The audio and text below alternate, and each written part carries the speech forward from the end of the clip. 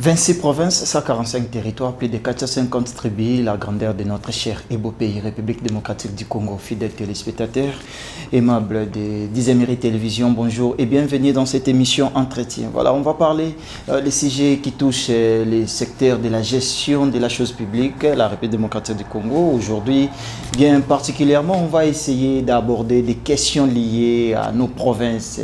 Mais aujourd'hui, on va parler simplement des provinces. Il s'agit de la province de l'Équateur et puis des Sidou-Bangui. Donc, en général, ce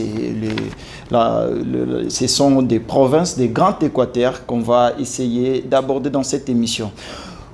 Pour en parler et puis pour décortiquer les sujets liés à ces provinces, nous avons un notable des Grands Équateurs. Il s'agit de M. Fidèle Bilongoli, que je dis bonjour et bienvenue dans cette émission. Oui, bonjour mon frère Joël et bonjour à tous les téléspectateurs de 10e Télévision. Merci beaucoup. Comment vous vous portez? Comment se porte d'abord la province de Sidou-Bangui, pour ne pas dire la province aussi de l'Équateur, Grand Équateur en général? Oui, nous sommes là, Dieu fait grâce. La province de Sidou-Bangui et le Grand Équateur, maintenant, sont dans une zone de turbulence, c'est ce que je peux dire. La province de Sidou-Bangui, le gouverneur était interpellé ici à Kinshasa. Le VP de l'Intérieur avait, à travers son télégramme, il avait instruit au gouverneur de procéder à la mise de reprise avec le vice-gouverneur pour venir entamer une procédure ici au niveau de la justice. Depuis le mois de février jusqu'à présent, le gouverneur est ici à Kinshasa. De l'autre côté, à l'Équateur, c'est la même chose. Donc, c'est pour dire qu'il y a ce qu'on dit des mbilinga là-bas dans nos provinces. Il y a trop de mbilinga, comme vous venez de les stipuler. Parlons d'abord de Sidou-Bangui. C'est une grande province. Et je rappelle aux téléspectateurs que le chef de l'État avait instruit, ou il avait dit qu'il n'a pas voulu vraiment que les institutions soient déstabilisées pendant très longtemps parce qu'il a besoin de la stabilité des institutions. Mais depuis là, il n'y a rien qui se passe dans ces provinces. Parlons de Sidou-Bangui. Qu'est-ce qui se passe avec M. Michel Mobonga, le gouverneur élu majoritairement? Merci beaucoup, Joël. Le gouverneur élu de Sidou-Bangui, Michel Mobonga, il est gouverneur depuis l'année 2024, au mois d'avril. Il a fait seulement une année et demie à la tête de la province. Alors, on constate qu'il y a l'instabilité institutionnelle entre l'Assemblée provinciale et l'exécutif. Qu'est-ce qui s'est passé?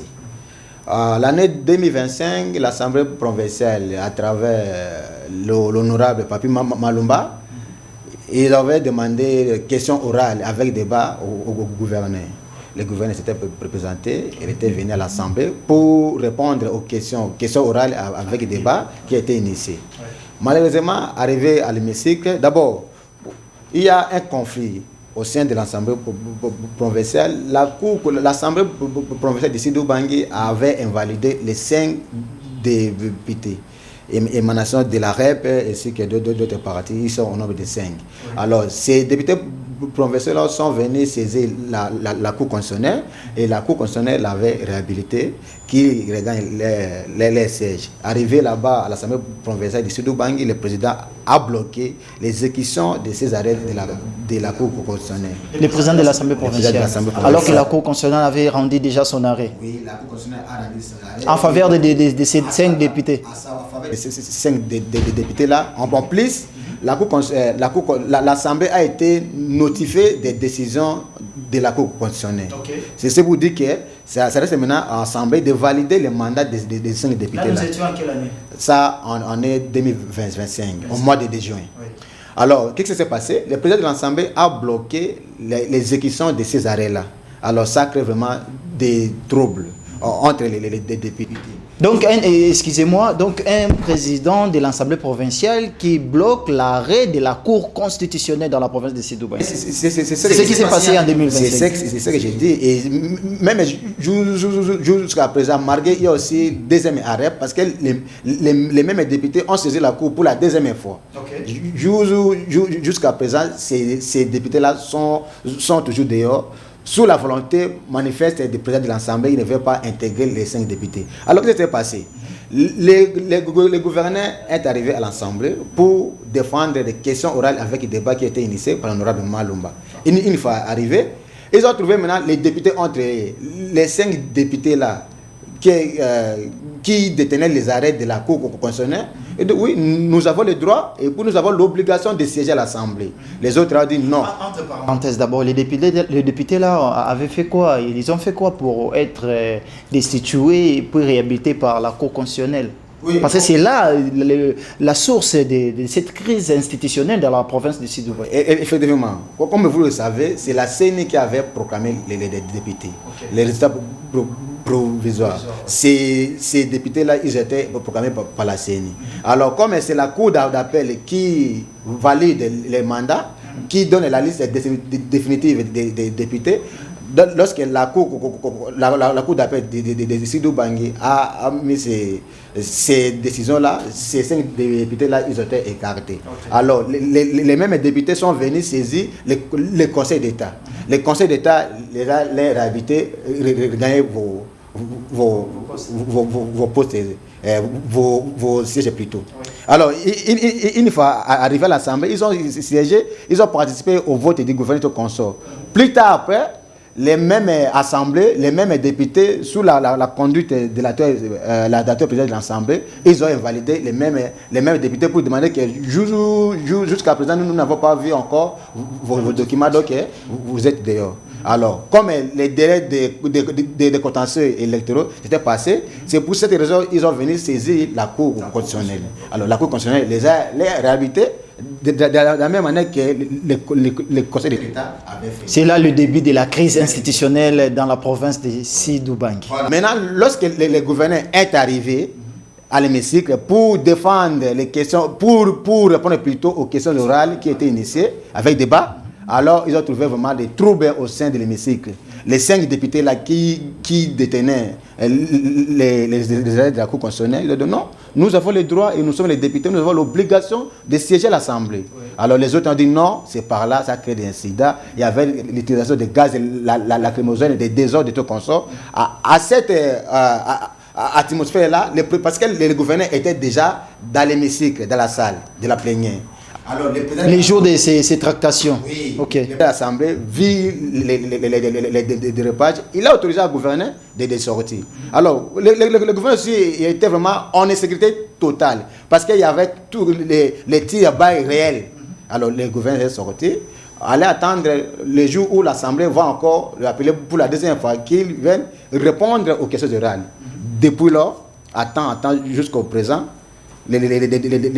L'Assemblée, les bureaux n'ont pas encore envoyé les 2 invitations au gouverneur. Qu'est-ce qui s'est passé? Alors, nous étions en quelle année? Ça en est de 2025, au mois de 2025.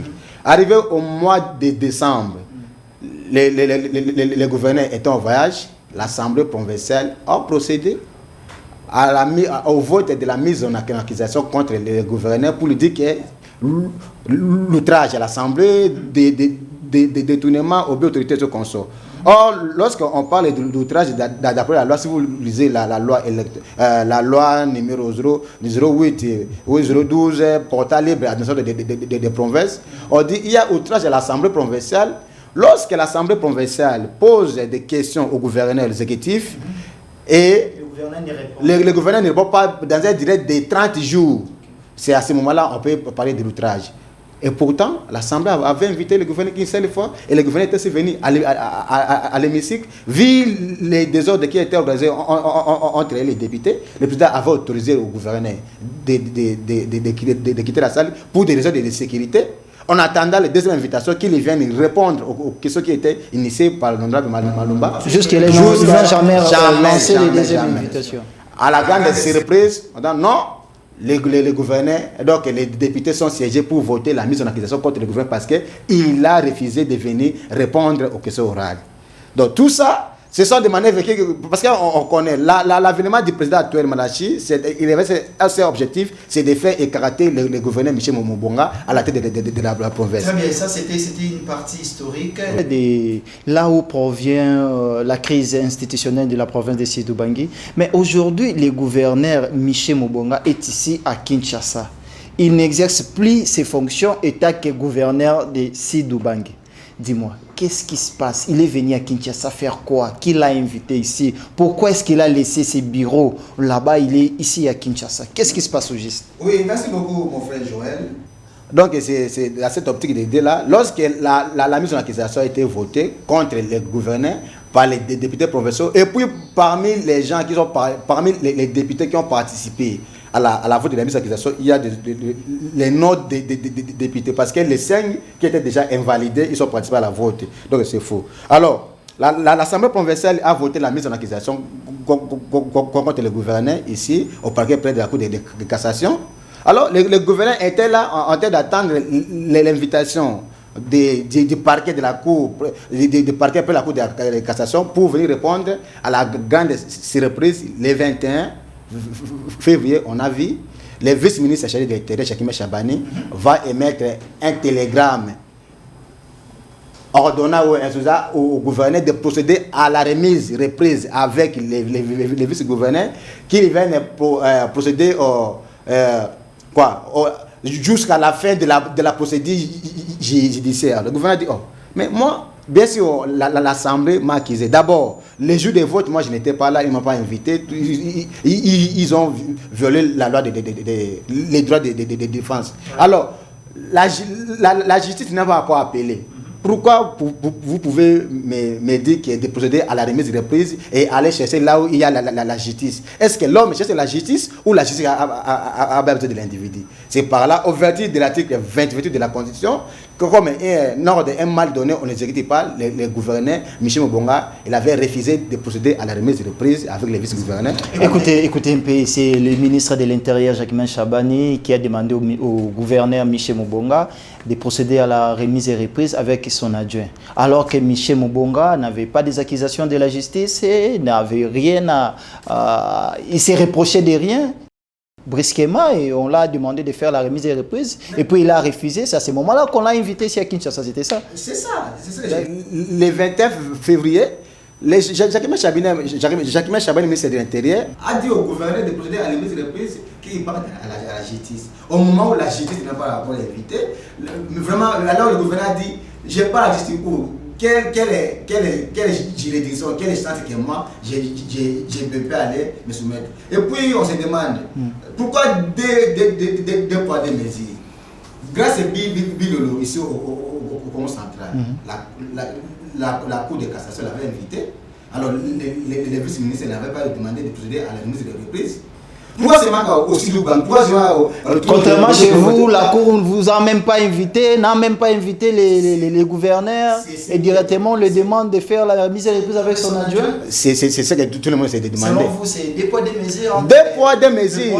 L'injustice, ça se voit clair. C'est l'injustice. Pourquoi au Congo central, grâce à Bilolo, a été invité officiellement par la Cour de cassation? Les vice-ministres n'avaient pas demandé de procéder à la mise de reprise. Et aussi du moment où Mobonga n'est même pas encore invité par la justice, sauf que l'Assemblée provinciale l'a mis en accusation. Alors les VP d'intérêt, quelle précipitation qu'elle a pris pour demander au gouverneur de procéder à la... Est-ce que l'Assemblée nationale a invité à nouveau après les premières invitations là?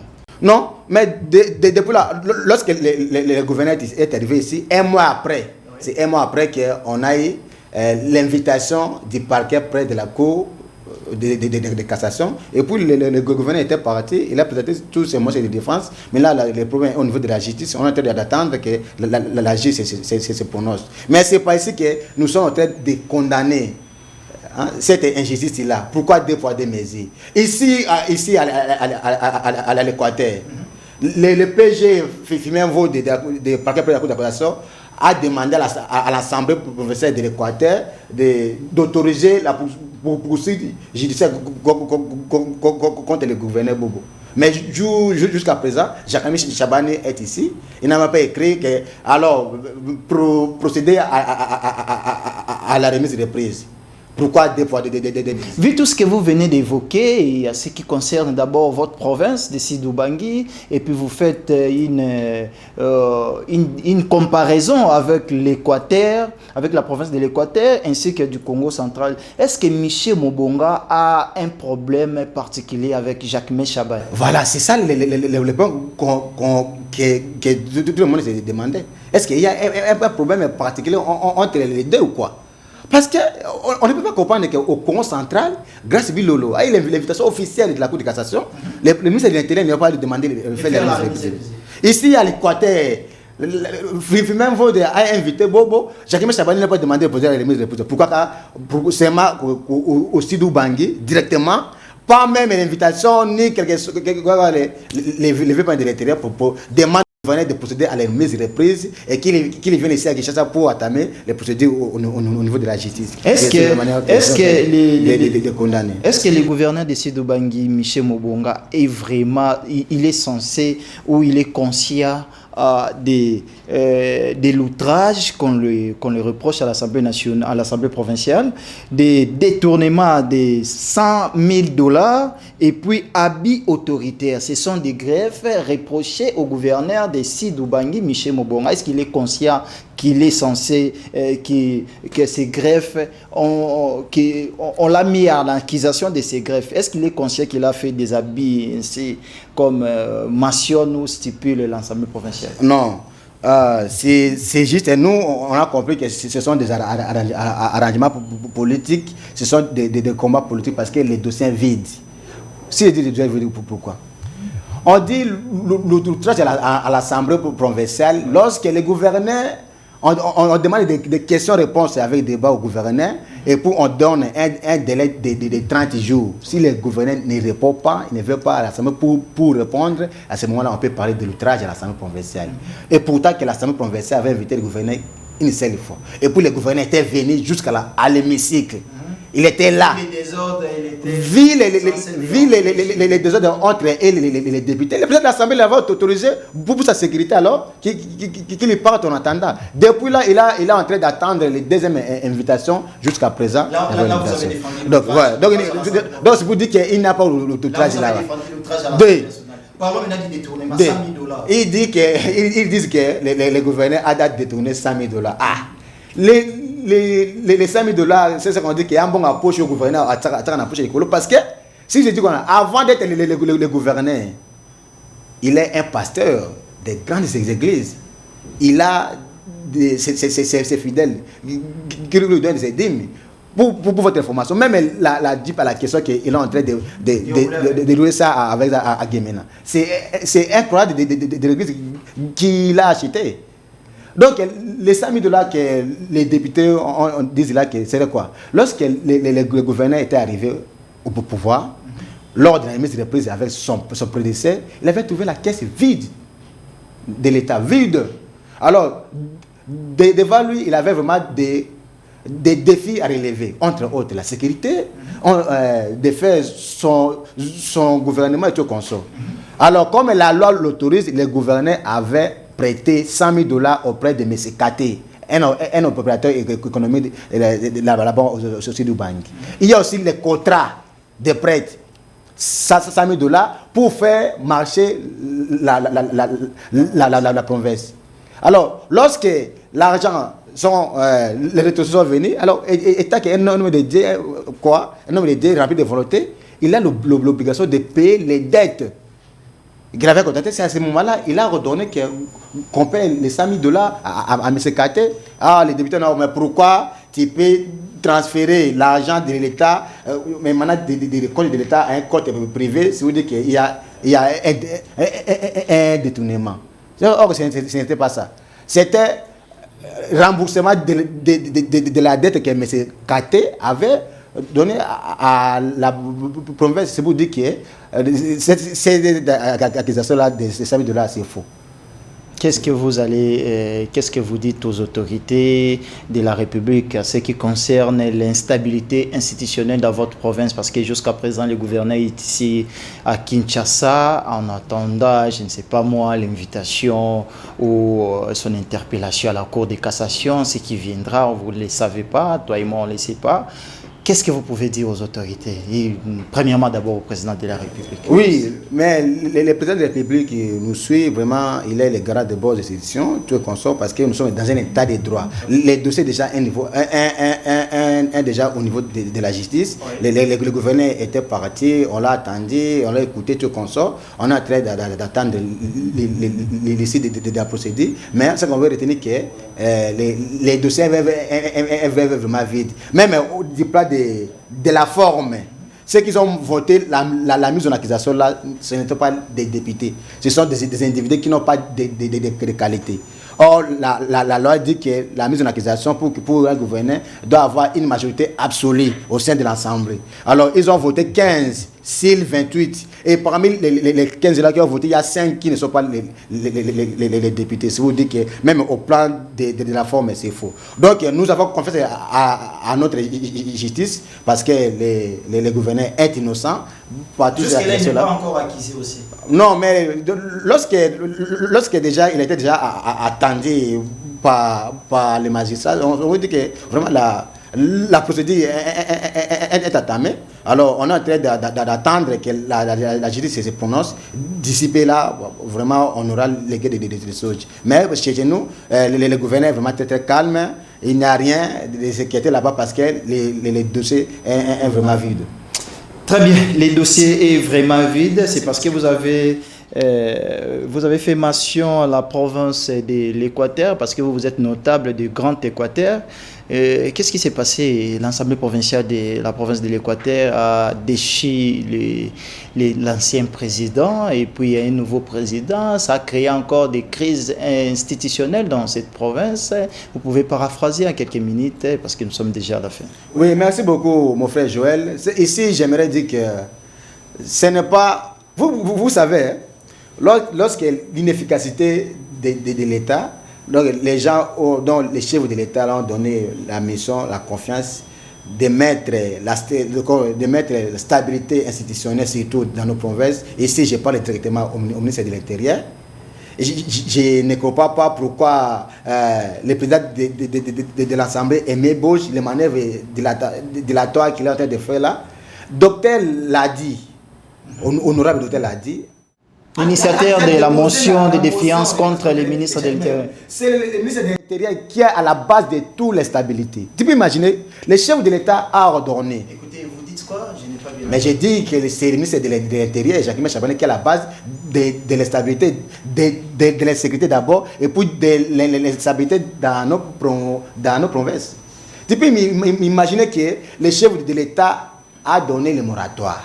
Le moratoire pour ne pas voter des motions de défiance contre les gouverneurs ni les membres des bureaux. Moi, je retourne un peu dans ma province de Sidou-Bangui.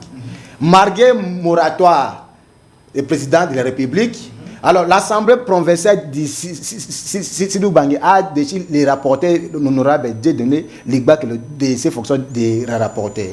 Tout ça sous les 1% des ministres de l'Intérieur, Jacquemin.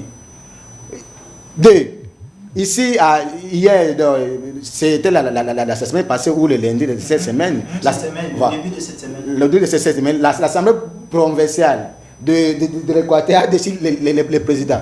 Tout ça sous les yeux impuissants de Jacquemin Chabani. Au moment où le mandat du chef de l'État dit clairement qu'à cette période de guerre, pas des instabilités dans nos provinces. Tout ça, ça crée des problèmes, ça crée des troubles. Jacquemin Chabani est là, en train d'observer. Alors, on ne comprend pas. On ne comprend pas ce qui se passe. Aujourd'hui même, j'ai vu sur les réseaux sociaux, même au nord ou au sud, qui est comme ça. Il y a déjà une motion qui est déjà déposée contre le gouverneur. Tout ça, c'est une efficacité des ministres de l'Intérieur. Parce que le moratoire de chef de l'État est clair. À cette période de guerre, pas question d'émotion, pas question de déstabiliser les bureaux. au Sidou Bangui, on a déstabilisé les bureaux. Ici à l'Équateur, on a déstabilisé les bureaux. Là-bas, au Sud Kivu, la motion est déjà là. Alors, le ministre de l'Intérieur est là, en train de rêver ou quoi. Donc, selon vous, c'est Jacques Chaban qui viole le moratoire des chefs de l'État. Mais c'est lui qui est à la base. C'est lui qui est à la base. Chez moi, là-bas, chez moi, au Sidou Bangui, hier, la ville était paralysée. Il avait vu morte. Tu peux imaginer que les Koulouna sont comme à opérer même pendant la journée, comme les prêtres, ça se fait ici à Kinshasa. Au Sidou Bangui. Un élève qui vient de l'école, les Koulouna l'ont récupéré, donné l'argent, j'ai pas l'argent, ils ont pris l'essence, jeté sur, puis allumer l'allumette sur la personne, et la personne est brûlée. C'est passé quand? Les vendredis pour passer à Guémina. Et puis au moment où nous parlons, les garçons sont à la morgue. Hier, pendant la nuit, un groupe de bandits armés, ils sont entrés dans la maison, des cambistes, ils ont ravi, ils ont tué. Tout ça, c'est pour dire que les sécurités sont partout. Alors, je demande, même si j'ai interpellé les vice-gouverneurs, en même temps les ministres de l'Intérieur. Tu vois, ce qu'il a dit, depuis que le gouverneur Michel Mbonga il était là une année, on n'a jamais tendu des gestions pareilles. Il n'y avait pas l'insécurité dans notre province. À cause du télégramme des VFM de l'Intérieur, le demanda de faire la remise de reprise avec les vices, voyez mal là où nous sommes. Le télégramme crée l'insécurité. Oui, c'est le télégramme qui c'est pour dire que c'est le ministre de l'Intérieur qui crée les insécurités. Merci beaucoup, M. Fidèle Bilongoli, un notable du Grand Équateur. On a évoqué avec lui plusieurs questions liées à la gestion des provinces. Votre mot de la fin, regardez la caméra. Oui, merci beaucoup. J'aimerais dire à tous les Congolais et particulièrement aux affaires de Sidou Bangui de l'Équateur que tous les désordres que nous sommes en train de faire dans nos provinces, l'auteur principal c'est le ministre de l'Intérieur. Alors je suis en train d'encourager les démarches de docteur Ladi, honorable, pour la motion de débat. Et je demande aussi, j'interpelle ici le président de l'Assemblée, honorable Aimé Bougie, de classer parce que le règlement intérieur dit lorsque la motion est déposée, 48 heures après, on doit convoquer la plénière. Pourquoi tous ces manœuvres-là? Pourquoi? Donc, on a besoin d'avoir le ministre de l'Intérieur, Jacques Chaban, aux personnes de l'Assemblée, pour y répondre. Parce que les députés ont des questions pour lui poser. Pourquoi l'insécurité? Pourquoi l'instabilité partout dans nos provinces? Alors, les Congolais ont besoin d'attendre la réponse de Jacques Chaban. Et Mobo convoque la plénière. Nous sommes impatients d'attendre la plénière. Et je vais profiter de la même occasion pour vous saluer le gouverneur de la province de Sidou Bangui, Michel Mbonga, là où il est en train de nous suivre partout. Et puis, je donne aussi mes citations, d'abord, particulièrement, tous les enfants de Sidou Bangui, ceux qui sont là-bas, en train de vaincre l'insécurité. Vraiment, j'ai avec vous que les services de sécurité fassent un grand travail. Les services de sécurité, vous êtes là pour la population et non pour un individu, pour obéir à un ordre. Vous êtes là pour la population. Cette population est en train de souffrir, ils ont besoin de la sécurité. C'est peut-être ça que je peux dire comme mon dernier mot. Et je vous salue aussi. Merci à vous aussi, M. Fidèle Bilongoli, l'un des notables du Grand Équateur, de répondre à notre invitation et d'éclaircir l'opinion à ce qui concerne la province de Sidou Bangui ainsi du Grand Équateur. Merci. Merci à vous également, fidèles téléspectateurs, de nous suivre attentivement. Nous sommes arrivés à la fin de cette très belle émission Entretien. Restez scotchés, branchés dans nos antennes de 10e Télévision. On se retrouve très prochainement. Au revoir.